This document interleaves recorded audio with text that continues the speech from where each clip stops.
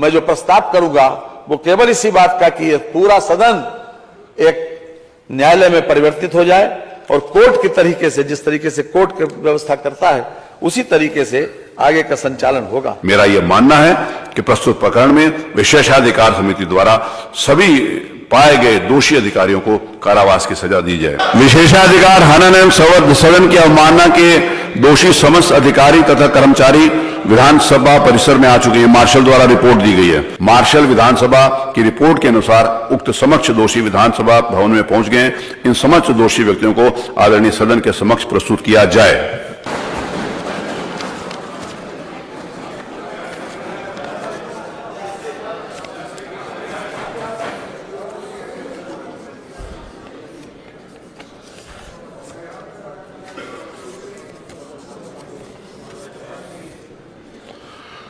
माननीय संसदीय कार्य मंत्री जी।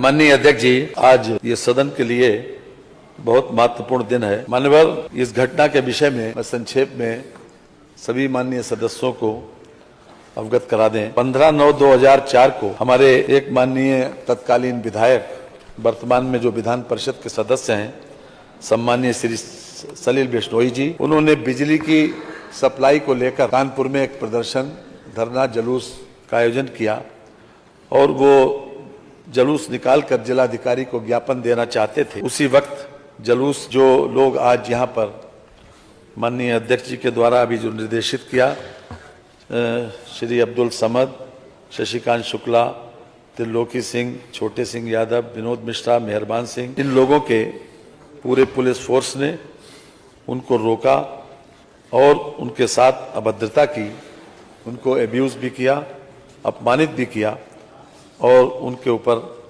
लाठीचार्ज करके उनकी दाहिनी पैर में फ्रैक्चर हुआ।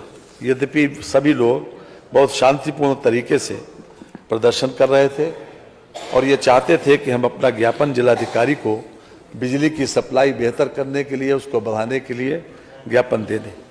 किसी प्रकार से उस दल ने कोई अभद्रता नहीं की, कोई ऐसा काम नहीं किया कि जिससे पुलिस को बल प्रयोग करना पड़ता।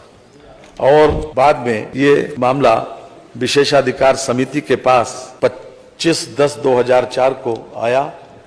विशेषाधिकार समिति ने पूरी तरीके से इसका परीक्षण किया, हर प्रकार से साक्ष्य जो है उसका अवलोकन किया और वहां पर एक वीडियो फिल्म भी बनी थी। इस पूरी घटना की वीडियो फिल्म को विशेषाधिकार समिति के समक्ष प्रस्तुत किया गया, उनके समक्ष उसका प्रदर्शन किया गया और विशेषाधिकार समिति ने अपने 28/7/2005 को जो निर्णय दिया उसमें 6 अधिकारियों जो कि हमारे सामने आज मौजूद हैं, इन लोगों को दोषी करार दिया और इन लोगों को ये भी कहा, संस्तुति की कि इनको दंडित किया जाना चाहिए। इसके संबंध में 19/8/2021 को पिछली विधानसभा में महाधिवक्ता से राय मांगी गई। महाधिवक्ता की राय भी इसी बात के पक्ष में थी जो विशेषाधिकार समिति ने जो संस्तुति की थी। उसके अतिरिक्त वर्तमान विधानसभा जो 18वीं विधानसभा है, अध्यक्ष जी की अध्यक्षता में 1/2/23 और 27/2/23 को विशेषाधिकार की समिति की बैठक में विचारण दोषी पाए गए जाने पर निम्न लोगों को कारावास दंडित किए जाने के लिए संस्तुति की गई और ये भी संस्तुति की गई कि ये विधानसभा के समक्ष प्रकरण लाया जाए और जो लोग आज हमारे समक्ष खड़े हैं कटघरे में, उन लोगों को दंडित किया जाए, कारावास से दंडित किया जाए। आज ये सदन के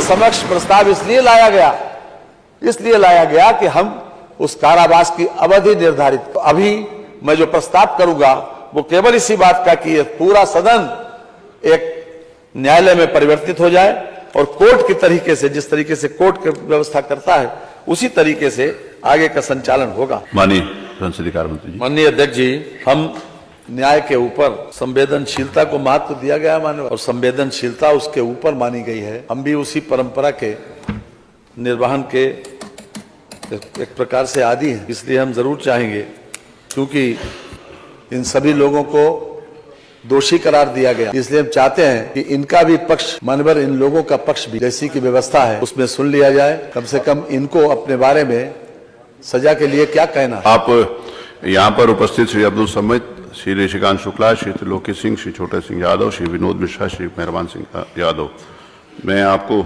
एक एक करके इस बात के लिए प्रिविलेज देता हूं कि आप अपनी बात कुछ कहना चाहते हैं तो कहिए। श्री अब्दुल समद। परम आदरणीय माननीय अध्यक्ष जी, परम आदरणीय माननीय सदस्यगण, परम आदरणीय तत्कालीन विधायक माननीय सलील बिश्नोई जी, मैं आप सभी लोगों का सादर चरण स्पर्श करते हुए प्रणाम करता हूं। राजकीय दायित्वों के निर्वहन में जो भी त्रुटियां हुई हो, जाने अनजाने में जो गलती हुई हो, मैं माननीय अध्यक्ष जी से, माननीय सदन सदस्यगण से, माननीय बिश्नोई साहब से हाथ जोड़कर माफी मांगता हूं कि जो भी गलती हुई हो जाने अनजाने में, उसके लिए हमें क्षमा कर दें। और बस इतना ही हमारा कहना है कि हम लोग जो भी हो, माननीय पूरे सदन से हम लोग माफी मांगते हैं। कोई अन्य इनमें से कोई अन्य व्यक्ति कोई बात अपना कहना चाहता है तो उसको नहीं सर, आप पूछ लीजिए सबसे। चलिए, ये कुछ ये अपनी बात इनकी आ गई, श्री अब्दुल समद जी की बात आ गई, और बाकी सभी का वही है।